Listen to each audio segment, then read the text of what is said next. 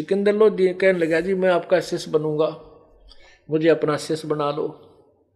परमात्मा ने कहा कि मांस, शराब, तम्बाकू नहीं खाना, जीव हिंसा तेरे राज्य में नहीं होनी चाहिए, कोई भी हत्या नहीं होनी चाहिए, गौ हत्या या कोई जीव हत्या, बकरा या आदि कोई नहीं तेरे राज्य में हिंसा होनी चाहिए,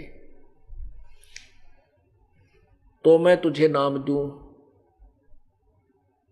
अब सिकंदर लोधी कहने लगा प्रभु नाम तो मैं लूंगा, क्योंकि मुझे और कोई ठिकाना नजर नहीं आ रहा, मैं आपका शिष्य बनूंगा। प्रभु एक प्रार्थना है इस दास की कि मैं न तो मांस खाऊंगा, ना जीव हिंसा करूंगा, ना शिकार खेलने जाऊंगा, लेकिन ये पीर लोग मेरे बस के कोई नहीं परमात्मा, इनके ऊपर मेरी कुछ नहीं चलती। मैं जो है मैं अनाउंस जरूर करा दूंगा भाई जीव हिंसा मत करिए, और परमात्मा मेरी चाल गति नहीं की, और मैं आपकी अपना आत्म कल्याण चाहता हूं। परमात्मा भी जानते थे कि ये इस बात में व्यवस्था है। ठीक है भाई तू अपना अनाउंस करा देना, और साथ में ये जो करेगा फिर अपनी आप भरेगा। कहने का भाव ये है। फिर उन्होंने कहा कि जी मांस तो जैसे हम वैसे तो नहीं खाऊंगा, लेकिन प्रसाद रूप में जो मांस हमें खिलाया जाता है, बकरीद और जैसे भी कोई ईद होता है, कोई समागम होता है, हमारा धार्मिक पर्व होता है, उसमें मांस जरूर वितरित करते हैं, वो प्रसाद होता है, वो तो अवश्य खाना पड़ता है। परमात्मा कहने लगे भाई मांस खाने का प्रावधान किसी सदग्रंथ में नहीं है। क्या बताया भगवान ने? नबी मोहम्मद नमस्कार है, राम रसूल कहाया, 1,80,000 को सौगंध जिन नहीं करद चलाया। देखो तुम हजरत मोहम्मद जी को अपना आदरणीय पूज्य मानते हो, और उन्हीं की आड़ में तुम कह रहे हो कि वो भी मांस खाते थे, वो भी बकरीद मनाते। धारणा गलत है, तुम्हें ज्ञान नहीं है, तुम्हारे को लोक वेद के आधार पर निस्वार्थी लोगों ने, अज्ञानियों ने सेट कर रखा है, आधारित किया हुआ है। नबी मोहम्मद नमस्कार है, ये तो आदरणीय महापुरुष थे, और वो भगवान के संदेश वाहक थे, रसूल थे। नबी मोहम्मद नमस्कार है, राम रसूल कहाया, 1,80,000 अनुयायी थे, हुए थे उस समय, मुसलमान बने थे हजरत मोहम्मद जी के। उन 1,80,000 को सौगंध जिन नहीं कर चलाया, उन्होंने तुम्हारी तरह कोई भी हिंसा नहीं की। मुसलमान धर्म में जू मारना या डेरे हो जाकर ये मारना भी निषेध है, ब्याज लेना भी निषेध है, तो क्या वो बकरे काटने की सलाह वो महापुरुष दे सकते हैं? कभी भी नहीं। वो तो और कहानी बनी थी। परमात्मा मिले थे कबीर जी, उससे पहले उनको वो जबरील नाम के देवता ऊपर ले गए थे, और वहाँ उसने बाबा आदम मिले, और जो अब्राहिम मिले, ईसा जी मिले, मूसा जी, उनके पहले जो नबी हुए हैं अवतार संदेश वाहक, वो सारे मिले, आदम भी मिला, और वहाँ से भगवान का आकाशवाणी से वो 5 नमाज लेकर के आए थे। उसके बाद परमात्मा गए थे कि भाई ये रास्ता ठीक नहीं है, आप मेरी शरण में आ जाओ। परमात्मा हजरत मोहम्मद जी की आत्मा को सतलोक लेकर गए थे। वापस जब छोड़ा तो अपने, क्योंकि उस समय तक हजरत मोहम्मद जी के कई शिष्य हो गए थे, हजारों की संख्या में, वह प्रभुता ना छूटी। देवता का डर, क्योंकि उसने गला घोंट घोंट कर उसको डरा कर धमका कर उनको यो ज्ञान दिया था। तो परमात्मा के संपर्क में आने से हजरत मोहम्मद अस्थायी चुंबक बन गया, उसमें सिद्धियां आ गई। जैसे नानक साहब जी को बेई नदी से परमात्मा कबीर जी आए थे, वो सतलोक लेकर गए थे, उसके बाद उनको वापस छोड़ा था अपनी महिमा से परिचित करा करके। फिर काशी में वही स्वरूप जो सतलोक में देखा था वही देखा एक जुलाहे के रूप में। जब नानक जी ने कहा था फाई सूरत मलुकी वेश ए ठगवाड़ा ठगी देश खरा सियाणा बहुते बार, ये दानक रूप रहा करतार, लोगो ये दानक रूप रहा करतार, देखो यो रहा। अब वो तो पागल से हो गए, क्योंकि वही भगवान जिसकी तलाश में हम सारी उम्र खोजी वो सामने बैठे। तो उसके बाद नानक जी साहब में सिद्धियां आ गई थी, समुद्र पर चलना जाना, एक जगह से दूसरी जगह प्रगट हो जाना, इस तरह की सिद्धियां आ गई थी उसमें। ऐसे ही हजरत मोहम्मद में परमात्मा के संपर्क में होने से अस्थायी वो चुंबक बन गया। जैसे लोहे को चुंबक के साथ रख दिया जाए तो कुछ समय के बाद वो भी चुंबकीय गुणों से युक्त हो जाता है, परंतु वो अस्थायी होता है, कुछ दिनों के बाद वो समाप्त हो जाता है। ऐसे हजरत मोहम्मद जी में सिद्धि आ गई थी, परमात्मा की बात को वो नहीं माने थे। सिद्धि में उसने देखा कि एक दिन मंत्र पढ़ के अपना जो वो कलमा कह लो, उसने जैसे गायत्री मंत्र बोलते हैं ऐसा मंत्र समझ लो, ऐसा उन्होंने अपना एक बना रखा है श्लोक सा। उस कलमे को पढ़ के और उसने एक बकरे का पत्थर मार दिया कांकर, और वो बकरा मर गया। उस बकरे का मालिक था गरीब आया करते उस क्षेत्र में, वो रोने लग गया, नो बोला है पीर जी मेरा तो एक का गरीब का ही बकरा था, यूं मर गया। तो उसने फिर उसको जीने के लिए उसके ऊपर हाथ फेर दिया, जीवाने के लिए अपना फिर कलमा पढ़ दिया, वो जीवित हो गया बकरा। अब वो गरीब आदमी जिसने कति हाथ कान हिला कर उस बकरे के देख लिए थे, कति मर गया, ये तो जीवित ही नहीं था, दो चार गवाले हुए उनके रखवाले सब ने चेक कर लिया था कि मर चुका है, तो खत्म हो लिया। फिर उनके सामने वो जीवित हो गया, तो उन्होंने जगह जगह जाके गाँव में आसपास में सब जगह नो का हमारे पीर जी ने बकरा मारा था, जीवित कर दिया, बकरा मार के जीवित कर दिया। अविरोधी बहुत थे उनके उस समय, क्योंकि उस समय ईसाई धर्म का भी पतन हो चुका था, बहुत ज्यादा लोग ऐसे ही पूजाओं पर लगे थे। इब्राहिम नाम के एक महापुरुष हुए हैं मुसलमान उस ईसाई धर्म में ही आगे चल के, उन्होंने मूर्ति पूजा फिर करने लगे थे। ईसा जी के बाद भी उन्होंने मूर्ति पूजा को बिल्कुल बंद करवा दिया था। उसके बाद गाँव पर शुरुआत हो गई थी, हजरत मोहम्मद जी ने उनको बंद करवाया था, लेकिन बहुत विरोधी बहुत हो गए थे। वो लोग कहने लगे भाई हमारे सामने जब माना हम उसको जो जीवित कर दे, हमारे सामने मार के जीवित कराए। सब लोग इकट्ठे हो गए, भाई नहीं तो ये कर देंगे वो कर देंगे, अब देखेंगे। तो वो लोग कहने लगे इस गाय को मार के जीवित कर दे। अब मोहम्मद साहब को तो पूरा यकीन हो गया था कि तेरी शब्द में पूरी शक्ति है, मार भी दूंगा जीवित कर दूंगा, क्योंकि वो बकरे की ट्राई ले चुके थे।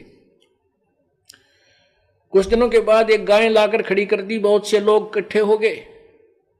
हजरत मोहम्मद जी ने अपने वचन से गाय को मार दिया, लेकिन जीवित नहीं कर सका, वो डिस्चार्ज होगी बैटरी, वो अस्थायी चुंबक खत्म हो गया। तब कहते हैं तब हम मोहम्मद याद कियो रे, शब्द स्वरूपी हम बेग गयो रे, जी मुई गऊ हम बेग जवाई, जब मोहम्मद का निश्चय आई, तुम कबीर अल्लाह दरवेशा, जब मोहम्मद का गया अंदेशा। परमात्मा को याद किया, जब अपनी बेइज्जती होती देखी हजरत मोहम्मद जी ने, क्या तो बात बिगड़ गई। जब अल्लाहू अकबर, ये सबसे बड़े भगवान मेरी रक्षा करो, मेरी इज्जत का मेहर करो। तो उसी समय परमात्मा शब्द रूप में केवल हजरत मोहम्मद को दिखाई दे रहे हैं, अन्य को नहीं। परमात्मा ने जाके एक थपकी मारी, गाय जीवित होगी। लोग समझ रहे थे कि हजरत मोहम्मद जो दुआएं कर रहा है इसी से जीवित हो गई है। कहते हैं परमात्मा अपनी महिमा का भूखा नहीं है, अपनी प्यारी आत्मा को महिमा देकर कि भगवान में आस्था बनी रहेगी इन लोगों की, ये नास्तिक ना हो जाएं। काल चाहता है ये नास्तिक हो जाएं, गलत साधना करें, कुछ दिनों में इनको लाभ हो नहीं, फिर ये सब दारू दप्पा पीने लग जाएं और ये अपनी भक्ति को दूर हो जाएं। परमात्मा चाहता है कि जब तक ये तत्व ज्ञान प्रचार करने का समय आए तब तक ये आस्तिक बने रहे। अब क्या हुआ, उनके अनुयायियों ने दोनों दिन नोट कर लिए, जिस दिन बकरा मार के जीवित किया था और गाय मार के जीवित की थी। हजरत मोहम्मद जी शरीर छोड़ गए, उसके बाद 1,80,000 भी शायद धीरे धीरे शरीर छोड़ गए। कई वर्षों के बाद 200-300 वर्षों के बाद उनके मन में के स्कीम आई कि वो दिन याद रखने के लिए कि जिस दिन हमारे हजरत मोहम्मद जी ने बकरा मारा था और जीवित किया था, और जिस दिन गाय मारी थी और जीवित की थी, वो दिन मनाने चाहिए ताकि आगे आने वाले बच्चों को याददाश्त बनी रहे। उसके लिए उन्होंने क्या कहा कि एक गाय को कलमा पढ़ देंगे और मार के जंगल में डाल देंगे एक बकरे को, जो दिन दोनों दिनों को, और हम नहीं खाएंगे क्योंकि मांस खाना पाप है। जंगल में डाल देते, एक वर्ष में जब भी वो समय आते या वो जो भी उनका पर्व था उस दिन वो जंगल में उस बकरे को या गाय को जंगल में डाल देते थे कत्ल करके। ऐसे ऐसे हजारों सैकड़ों हजारों की संख्या में जगह जगह गांव गांव में ये ऐसे वो पर्व मनाया जाने लगा। उसी दौरान एक अकाल गिर गया, दुर्भिक्ष। अकाल गिरने से हाहाकार मच गई, लोग भूखे मर रहे थे। उसी दिन वो पर्व आ गया गाय काटने का। वो गाय को हलाल करके धीरे धीरे काटना, गला भी प्यार से धीरे धीरे, इसलिए हलाल कहते हैं। उनकी अपनी स्कीम थी या मोहम्मद साहब या उन नबियों की नहीं थी। उन्होंने वो सब जगह सब गांवों में वो दिन पर्व मना करके और गाय बिस्मल करके बाहर डाल दी गई। अब लोग भूखे मर रहे थे। 2-4 मुसलमानों ने उस गाय के मांस को पकाकर खा लिया।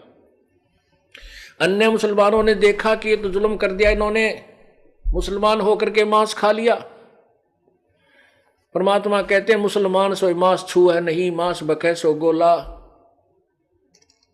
तो सब जगह झगड़ा हो, वो समस्या पैदा होगी, बवाल मच गया, इनको सजा दो, इनको ये कर दो, सजाए मौत दो, इन्होंने मांस खाया है। अब वो सारे पुजारी जो थे, काजी मुल्ला, शिकायत आ गई, हजारों लाखों हजारों संख्या में लोगों ने गड़बड़ कर दी, इनको सजा कैसे दी जा सकती। उन्होंने स्कीम बनाई कि ये फैसला सुना दिया, ये कह दो कि कलमा पढ़ने से गाय का मांस पवित्र हो गया था, उन्होंने प्रसाद रूप में खाया है, उनको पाप नहीं लगा। अब वो पवित्र प्रसाद बन गया। अब उस दिन गाय को या बकरे को काटकर घर घर प्रसाद बांटा जाता है कि पवित्र हो गया। अब ये बाद में बनाई हुई मजबूरी की स्टेटमेंट थी, ना कि उन महापुरुषों की। नबी मोहम्मद नमस्कार है, राम रसूल कहाया, 1,80,000 को सौगद जिन नहीं कर चलाया। अरस कुर्स पर अला तकत है, खालिक बिन नहीं खाली, वो पैगंबर पाक पुरुष थे साहिब के अब्दाली।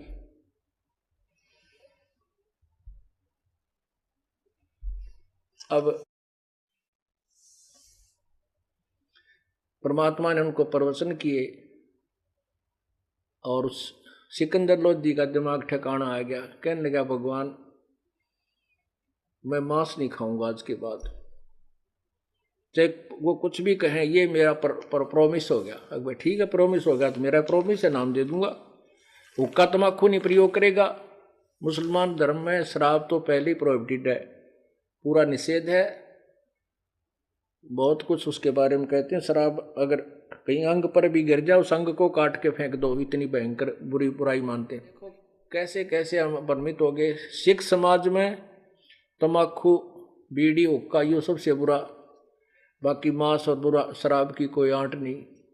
हिंदू समाज में मांस बुरा, शराब और जो है हुक्के की कोई आंट नहीं।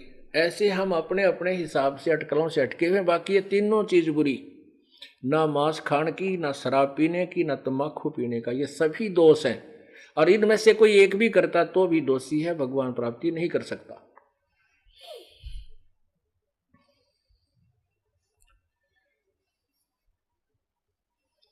सिकंदर लोधी ने प्रार्थना की प्रभु मेरे साथ चलो। अकबर चाली मैंने प्रॉमिस कर लिया, मैंने भी अपना वायदा निभाना है, आप मेरे से। उन्होंने उपदेश ले लिया और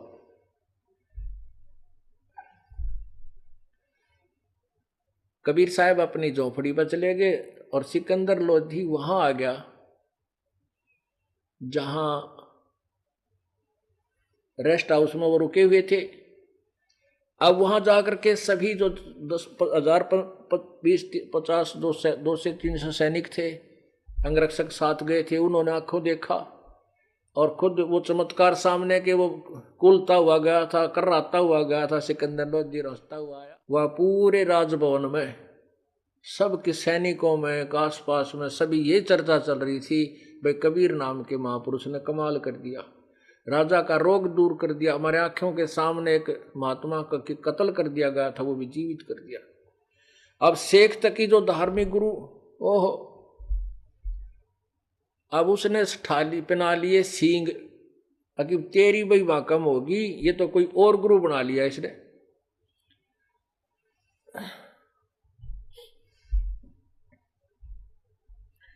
सिकंदर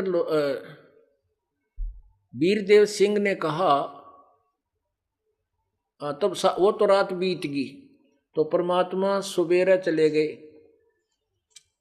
कबीर परमेश्वर जी सुबह पहुंच गए वहां पर, उस रेस्ट हाउस में, राज दरबार में आदर से सत्कार से बैठाए, पूर्ण रूप से उच्च आसन पर बैठाए परमात्मा को। सिकंदर लोधी ने अपने हाथों वो बिछाया उनका जो आसन, और नीचे बैठ के जमीन पर वीरदेव सिंह बघेल भी और बिजली सिकंदर लोधी एक तरफ, उस शेख तकी पीर के भी आसन लगा दिया। अब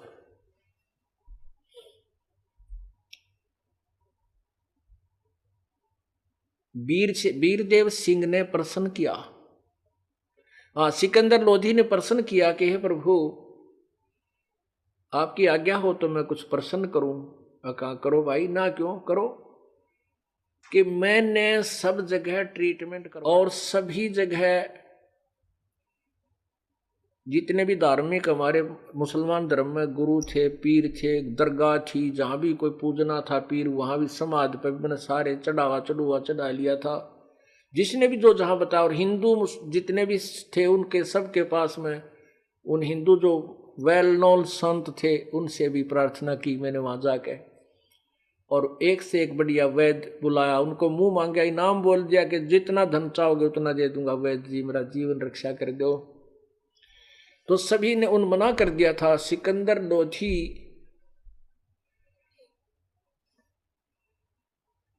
लोधी बता रहा है कि सभी ने मना कर दिया, और ये कहा सभी धार्मिक लोगों ने कि पहले तो अपने जंतर मंत्र बताए, ये कर लो वो कर लो, मैंने सारा कर लिया, लेकिन कोई राहत नहीं मिली।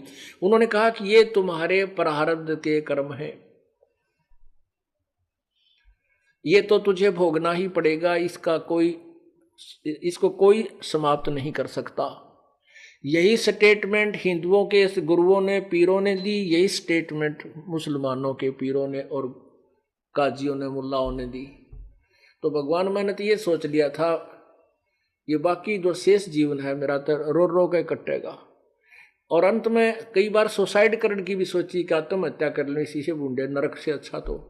और परमात्मा आपकी दया से आज आपका दासकती स्वस्थ हो गया। भगवान आज अपनी नींद सोया सारी रात, छक्कर रोटी खाई, परमात्मा समय पर टूक भी नहीं खा सकता था। तब परमेश्वर ने कहा, भाई ना तो हिंदू और ना मुसलमानों को उस शक्ति का ज्ञान नहीं है जिससे ये रोग कटे और प्रारब्ध कर्म कट सके।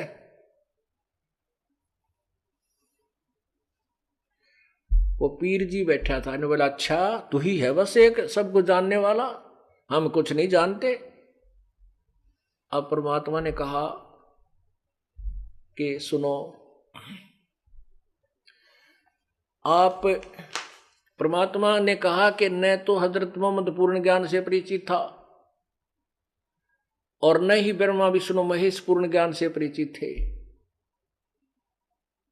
वो तत्व ज्ञान मेरे पास है, और वही वो भक्ति, वो शक्ति जो परमात्मा की है, वह मेरे पास है। सब प्रारब्ध कर्म पाप भी समाप्त हो सकते हैं।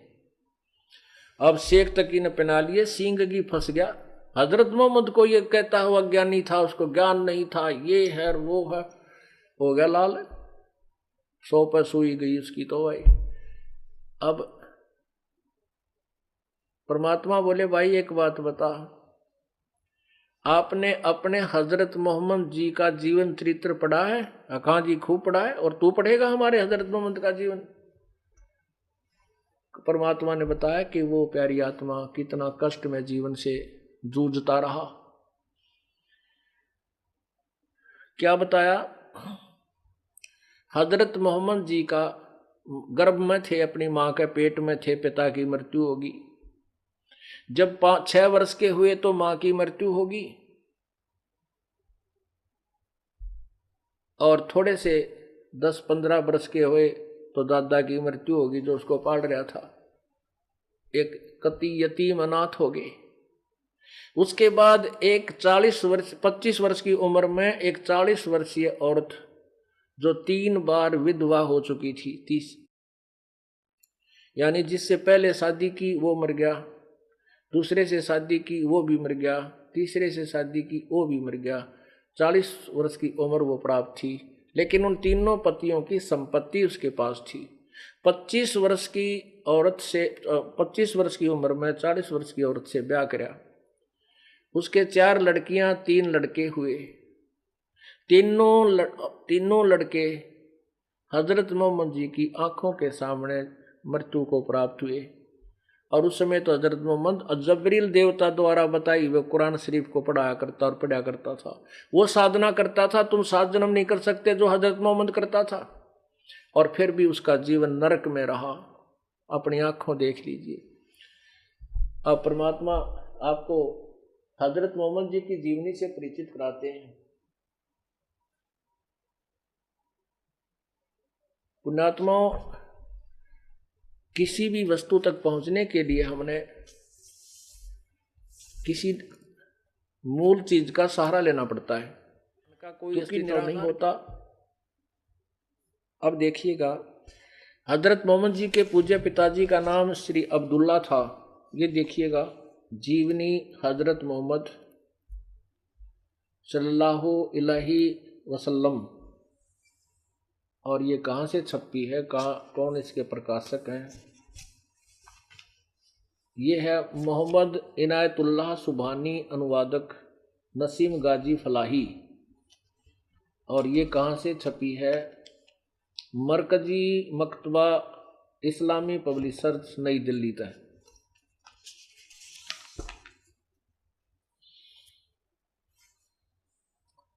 ये कहाँ से अनुवादित है? नाम मूल किताब मोहम्मद अरबी उर्दू, इस्लाम साहित्य ट्रस्ट, प्रकाशन नंबर 81, इनके सर्वाधिकार प्रकाशाधीन। यहाँ से छपेश के हम मोटे मोटे से आपको दिखाएंगे 27 पृष्ठ पे। शादी को अभी कुछ ही दिन हुए थे। व्यापारियों का एक काफिला शाम जा रहा था। उसके बाद अब्दुल्ला उनके साथ, वो अब्दुल्ला भी हो लिया जो हजरत मोहम्मद जी के पिताजी थे। वापसी में मदीने से गुजरे। वहां उनके बाप का ननिहाल था। थके तो थे ही, दम लेने के लिए ठहर गए। इत्फाक से बीमार पड़ गए। साथियों ने उन्हें वहीं छोड़ दिया और मक्के को चले गए। मदीना, जहां से लोग कल अब्दुल्ला की नई जिंदगी का मुबारक पैगाम लेकर आए थे, आज वहीं से अब्दुल्ला के इंतकाल यानी मृत्यु की दुखद खबर आ रही है। खबर बड़ी दर्दनाक थी। नौजवान की मौत, वह भी अब्दुल्ला जैसे नौजवान की। बड़े बाप पर तो दुख और गम का पहाड़ टूट गया, यानी दादाजी पर। और आमिना या हजरत मोहम्मद जी की माता जी थी का सुहाग ही उजड़ गया। अब्दुल्ला का इंतकाल हुआ तो आमिना गर्भवती थी। हजरत मोहम्मद जी जब पेट में थे, माँ के गर्भ में थे, तो उनके पिता की मृत्यु हुई जब वो आमिना गर्भवती थी। सोमवार का दिन था। रबीउल अव्वल की 12 तारीख थी कि आमिना के यहाँ एक बच्चे ने जन्म लिया। बच्चे का नाम मोहम्मद सल्लल्लाहु रखा गया। अब देखो आगे।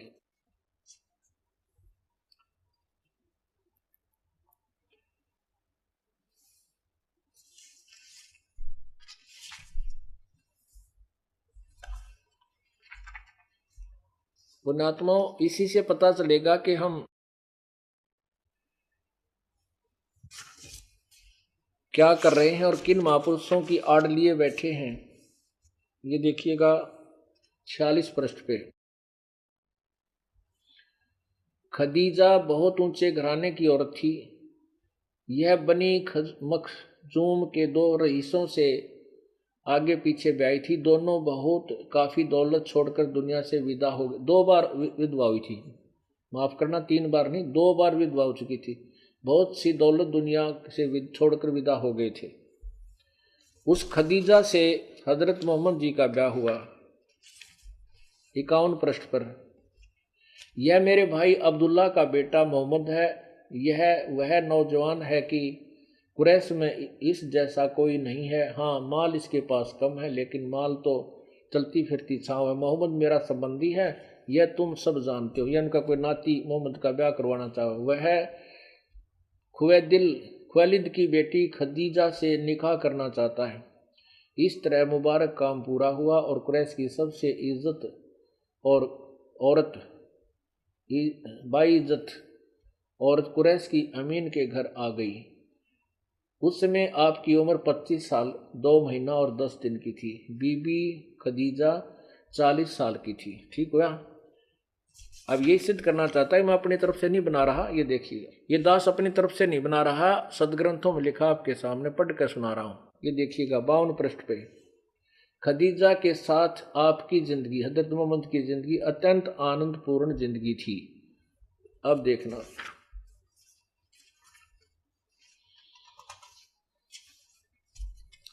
पृष्ठ 64 पर। लेकिन ये मुबारक घड़ियां और खुशी के दिन जल्द ही खत्म हो गए। आपके सब बेटे एक एक करके अल्लाह को प्यारे हो गए। कासिम, तैयब और ताहिर सब अल्लाह को जा मिले। जख्म पर जख्म लगते रहे, लेकिन आप सब्र की करते रहे। बचपन में तो यतीमी का दुख, माँ बाप मर गए थे, यानी अनाथ हो गया था, उठाया। बड़े हुए तो अपने जिगर के टुकड़ों का गम सहन। परमात्मा कह रहे थे कि सिकंदर लोधी, एक बात बता, हजरत मोहम्मद जैसी साधना तुम नहीं कर सकते। और जिस साधना को हजरत मोहम्मद जी करता था, उस साधना के करते करते उसका सर्वनाश हो गया। आप अल्लाह की किस लिए साधना करते हो? पहले तो संसारिक सुख की बात करते हो, और जब संसारिक का सुख नहीं हुआ तब मोक्ष कहाँ से होगा? अब सिकंदर लोधी तो सारी मान्य था कि जो आप कह रहे हो परवरदिगार, कति सच्चम सच्चा। जिसके 3 बेटे, तीनों मर गए, कैर टूट गया उस बाप के ऊपर, उस परिवार के ऊपर। वो काहे की भक्ति के साधना कर रहा था। अब हम परमात्मा की आड़ इसीलिए लेते हैं कि हमारे ऊपर आने वाले समय में कोई कर्म का दुख ना आ जाए। और दुख जो के त्यों आ रहे हैं। जूता पैर में किस लिए पहना जाता है? कि कांटे ना लग गए। और जूते कहें, जूते पहन रखे और कांटे सारे लगन लग रहे हैं। वो जूते बिना तली के हैं, या कोई कागज के बना के पहन रखे, या कपड़े के डाल रखे, कति सिंपल, जिसमें के सारे कांटे अंदर आ रहे हैं। यानी वो प्रोटेक्शन ठीक नहीं, वो बचाव का साधन ठीक नहीं, वो परमात्मा की साधना ठीक नहीं, जिसमें बेटे भी मरे, बेटे बहुत बुरा हाल होगा। अंत में महात्मा हजरत मोहम्मद जी की कैसे मृत्यु हुई, जैसे एक भक्तिहीन प्राणी की हुआ करे, उसी तरह उनकी मृत्यु इसी में आपको दिखाता हूं। कबीर साहब बताते हैं कि उनकी मृत्यु के विषय में आप परिचित हैं, कैसे हुआ। देखिएगा प्रश्न नंबर 311 पे।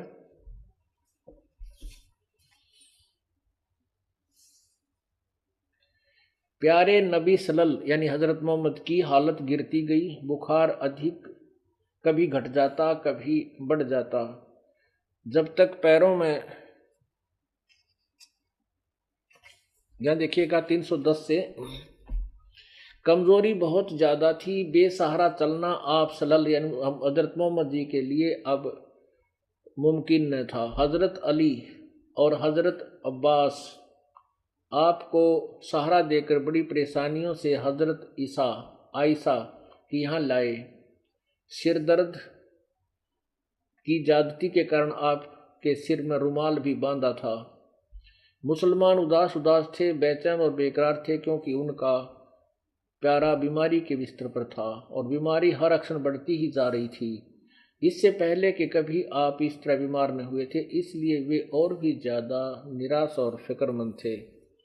अब 310 पे 11 पे, प्यारे नबी सल्लल्लाहु की हालत गिरती गई। बुखार कभी घट जाता कभी बढ़ जाता। जब तक पैरों में दम रहा तो चलने फिरने की ताकत रही। आप मस्जिद में आते रहे और मुसलमानों की इमामत करते रहे। इससे सबसे एक आखिरी नमाज तो आपने पढ़ाई पर वह मगरिब की नमाज थी। ईसा व वक्त का वक्त हुआ तो आपने पूछा नमाज हो चुकी? साथियों ने कहा बस आपका इंतज़ार है। आपने बर्तन में पानी भरवाया और गुस्ल किया। उठना चाहा तो बेहोश हो गए। कुछ देर के बाद होश आया तो पूछा नमाज हो चुकी? साथियों ने फिर कहा हुजूर का इंतज़ार है। आप फिर नहाए और उठना चाहा। इस बार भी आप बेहोश हो गए। कुछ देर में होश आया तो पूछा नमाज हो चुकी? फिर भी वही जवाब मिला कि आपका इंतज़ार है। आपके सिर पर पानी डाला गया। उठने का इरादा किया तो फिर बेहोश हो गए। इस बार होश आया तो फरमाया कि ऐसे ऐसे करो। आगे देखो 312 पे नबी प्यारे नबी सल्लल्लाहु यानी वो हज़रत मोहम्मद उन्हीं से कहो नमाज पढ़ाएं। किन उन्हीं से को यानी हज़रत आयशा ने कहा दोबारा वही बात अर्ज की। प्यारे नबी सल्लल्लाहु तकलीफ से बेचैन थे। गुस्से से आवाज़ काफ़ी बुलंद हो गई। फरमाया कहो अबू बरक से वही नमाज पढ़ाएंगे। हज़रत अबू बरक ने आदेश का पालन किया और कई दिन तक नमाज पढ़ाते रहे। इंतकाल से 4 दिन पहले कुछ सुकून हुआ। यहाँ देखो फिर आपने फरमाया मुसलमानों मैंने वही चीज़ हलाल की है जो अल्लाह ने हलाल की है। मुसलमानों मैंने उसी चीज़ को हराम किया है जिसको अल्लाह ने हराम किया है। मुसलमानों किसी को मैंने मारा हो तो यह पीठ हाजिर है, मुझे भी वह मार ले। किसी को मैंने कुछ कहा हो तो वह भी मुझको कह ले। किसी को मैंने कुछ लिया हो तो वह मुझसे ले ले। एक मुसलमान खड़ा हुआ बोला अल्लाह के रसूल आपके पास मेरे 3 हिरदम हैं। आपने उसको 3 हिरदम दिए। फिर फरमाया कि हे अल्लाह के रसूल की बेटी फातिमा, हे अल्लाह के रसूल अल्लाह के यहाँ से कुछ के लिए कुछ कर लो, मैं तुम्हें अल्लाह से नहीं बचा सकता। प्यारे नबी के पास बेतुमाल की 7 अशरफियाँ थी। बीमारी हुए तो आशंका हुई कि कहीं ऐसा ना हो कि मौत आ जाए और वे अपनी ही पास रह जाएं। हुक्म दिया कि उन्हें गरीबों को दे दिया जाए, लेकिन सब लोग तो आपको देखभाल में व्यस्त थे, इसलिए किसी को आपका हुक्म याद नहीं रहा। इंतकाल से अगले दिन पहले आपको फिर ख्याल आया तो पूछा यानी मरने से पहले वे अशरफियाँ क्या हुई? हजरत आयशा ने कहा कि अल्लाह के रसूल वे घर पर ही हैं। आपने कहा ने वह अशरफियाँ मंगाई और हजरत आयशा ने हाजिर की कर दी। उनको आपने हथेली पर रखकर फरमाया कि अगर मोहम्मद को मौत आ गई और यह उसके पास ही रखी रहेगी तो वह अपने रब को क्या जवाब देगा? फिर आपने उनको कुछ गरीब मुसलमानों में बांट दिया। अब देखो कितने नेक आत्मा थी। नबी मोहम्मद नमस्कार है राम रसूल कहाया। कितनी अच्छी आत्मा थी कि भाई मेरे से कोई किसी से गलती होगी हो, मैंने किसी का मार दिया हो तो मैं हाजिर हूँ, मुझे आज मार पीट लो। और मैंने किसी को कुछ ले रखा हो तो वो ले लो। तो इस तरह यानी कितनी अच्छी नेक आत्मा थी, लेकिन रास्ता ठीक ना मिलने से उनकी क्या दुर्गति हुई आगे देखो। यही 313 पर तकलीफ बहुत बढ़ गई थी। फिर आपने उनको कुछ गरीब मुसलमानों में बांट दिया। तकलीफ बहुत बढ़ गई थी। बुखार इतना तेज हुआ कि पूरा शरीर जलने लगा। चहती बेटी फातिमा रजी जो बाप की खिदमत में हाजिर होती, आप उन्हें देखकर स्नेह से खड़े हो जाते, उन्हें चूमते और अपने पास बिठा लेते। बला की बेचैनी थी, कमजोरी बहुत बड़ी ज़्यादा थी। हजरत फातिमा आई तो आप उठकर प्यार न कर सके। वे आई स्वयं, उन्होंने आपको चूमा और पहलू में बैठ गई। बुखार इतना तेज था कि बार बार आप बेहोश हो जाते थे। और पास ही एक बर्तन में ठंडा पानी था, आप उसमें हाथ डालते और चेहरे पर मलते। बेचैनी बहुत थी। ठीक उसी वक्त आपके होठ हिले और कानों ने ये शब्द सुने, यहूदियों और ईसाइयों पर अल्लाह की लानत हो कि वे अपने पैगंबरों की कब्रों पर सजदे करने लगे। कमजोरी हर अक्सर बढ़ती जा रही थी। मौत धीरे धीरे सरकती आ रही थी। आपने बर्तन में ठंडा पानी मांगा, तुरंत पानी पेश कर दिया गया। आप बार बार उसमें हाथ डालते और चेहरे पर मलते। चादर कभी मुंह पर डाल लेते, कभी हटा लेते। उस समय निरंतर आपके मुख से ये शब्द निकल रहे थे, हे अल्लाह नाज, जान निकलने के समय ही परेशानियों को झेलना मेरे लिए आसान कर दे। यानी बहुत तंग थे भगवान, तो कह रहे थे कि मेरे ये दुख कम कर दे। प्यारे बाप की बेचैनी देखकर हजरत फातिमा बेचैन हो गई। वे खुद व खुद पुकार उठी, हाय मेरे बाप की बेचैनी, आपने सुना तो फरमाया, आज के बाद फिर तुम्हारा बाप बेचैन न होगा। अपराह्न का समय था, सीने में सांस धड़धड़ा रही थी। इतने में आप के होठ हिले और कानों में ये आवाज आई, नमाज, गुलामों से अच्छा सलूक। फिर हाथ ऊपर उठाए आपने उंगली से इशारा किया और फरमाया, अब और कोई नहीं, बस वही सबसे बड़ा साथी। यही कहते कहते आप लटक गए, आंखें छत पर लग गई और पवित्र आत्मा रब से जा मिली। सत साहिब। इंतकाल के समय उस समय कितनी आयु थी ये और देखिएगा, 315 पृष्ठ पे। आत्मा रब से जा मिली और इंतकाल के समय आप हजरत मोहम्मद सल्लल्लाहु की उम्र 63 साल थी। एक तो पुण्यात्माओं देखो, 63 साल बीमारी के कारण मरे, कैसे तड़फ कर कैसे भुगत गया नहीं। एक दिन एक रात ऐसे दुखी रहे, कई दिन तक पहले से परेशान थे। तो इसी मौत तय एक जनसाधारण की आग्रह जो भक्ति ना करता, भक्ति करने आदमी कभी ऐसे नहीं मरता। अभी एक भक्त ने बताया, नरवाणे से आते हैं एक भक्त जिनकी बेटी ज्योति ठीक हुई थी, आपको पहले सुनाया भी था, भक्त रणधीर। उसके पिताजी ने नाम ले लिया, कतियनाड़ी था, भगवान के निकट नहीं जावा था। उसने भी उस बेटी अपनी पोती को स्वस्थ हुआ देखा और उसने सारे प्रमाण दिए। उसके बाद उनके पिताजी ने उपदेश ले लिया। उपदेश लिए को 4-5 महीने हुए थे कि उसने पहला ही मंत्र मिला था और कह रहे थे इतनी लो लगा दी, दिन रात उसकी भक्ति में लगा रहता था कि दूसरा नाम लेना है मैंने। उम्र बहुत हो गई थी, अचानक बैठा बैठा आराम से मंत्र करता करता शरीर छोड़ गया। बोलो सतगुरुदेव।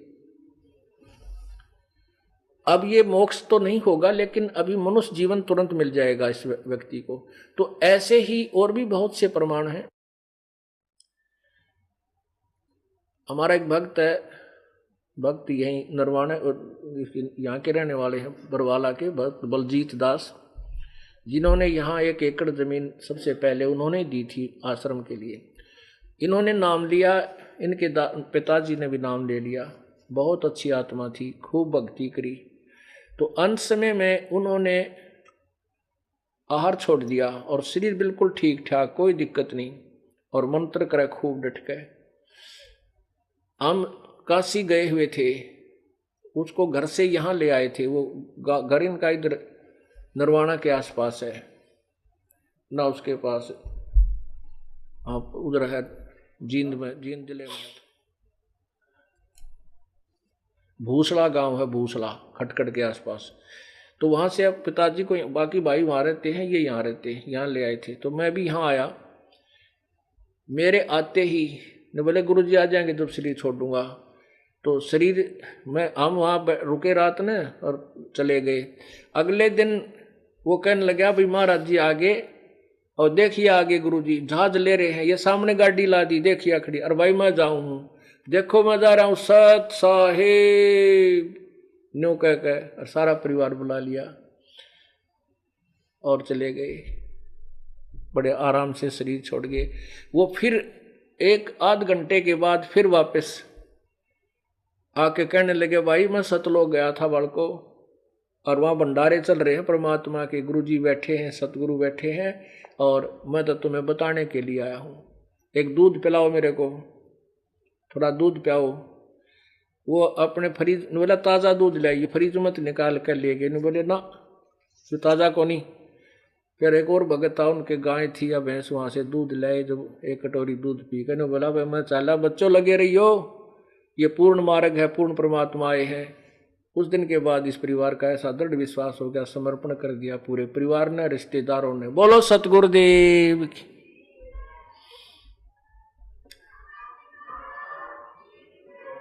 सत साहिब।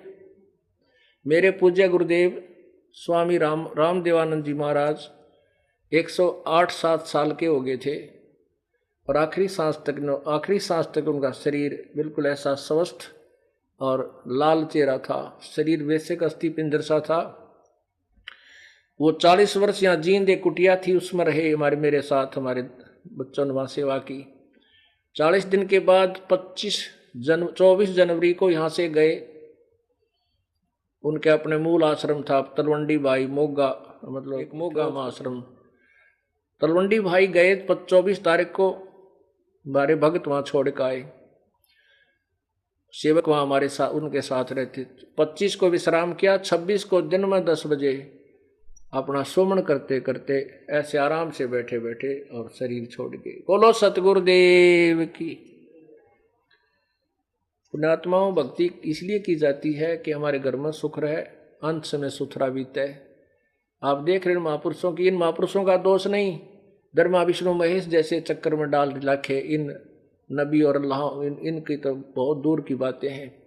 क्योंकि हम ब्रह्मा विष्णु महेश को भगवान मानते थे, और ब्रह्मा विष्णु महेश की क्या दुर्गति हुई। श्री कृष्ण जी का अंत देखो कैसे हुआ, पैर में तीर मारा गया, पूरा परिवार उनके सामने नष्ट हो गया, बुरा हाल हो गया। तो ऐसी भक्ति है तो भगवान का नाम में मिट जाएगा। जब यही दुख देखने पड़ गए तो फिर भक्ति कहाँ रही। तो इसलिए पुण्यात्माओं, परमात्मा का शुक्र मनाओ कि आपको ये मार्ग मिल रहा है और आपका जन्म इस समय इस तत्व ज्ञान की अमृत वर्षा हो रही है और आपको जन्म मिला है। इस ज्ञान को सुनकर परमात्मा ने मौखिक बताया था। परमात्मा ने कहा कि पीर जी की लाल आंख होगी, शेख तकी की। कहने लगा झूठ बोलता है, ये क्या जाने सदग्रंथों के बारे में, अनपढ़ है, ये अशिक्षित है, इसको अरबी भाषा नहीं आती, हमारी अल्लाह के बारे में ये क्या जाने, झूठ बोलता है। वीर देव सिंह बघेल जो काशी के नरेश थे, उन्होंने कहा, क्योंकि वो परिचित थे, वो विशेष हो चुके को देख करके, तब अल्लाह उसने वीर देव सिंह बघेल ने कहा, पीर जी आपके पास हजरत मोहम्मद जी का जीवन चरित्र होगा, आप पढ़ कर देख लो, ये तो प्रश्न नंबर बता रहे हैं। कहने लगे मैं साथ थोड़ा ही रखता हूँ। एक सैनिक था मुसलमान, वो कहने लगा पीर जी मेरे पास चले देख ले। उसने पढ़ा नो, वो तो सारा ज्यों का त्यों था। बोला झूठ बोला, झूठ बोला, ये क्या जाने, आँखें देख कर भी नहीं मानने वो। ओए होए। तो परमात्मा कहते हैं ऐसे दुष्टों के साथ कैसे निपटेंगे। अब निपटेंगे क्योंकि हम शिक्षित हो गए। अब कोई गुरु पीर ने कहेगा ऐसा नहीं लिखा कुरान में, ऐसा नहीं लिखा पुराण में, ऐसा नहीं लिखा वेदों में, हम खुद देख लेंगे और उनको धिक्कार देंगे, मरो तुम एक तरफ। अब हम अपनी साधना अपने संत के अनुसार करेंगे। बोलो सतगुरुदेव की।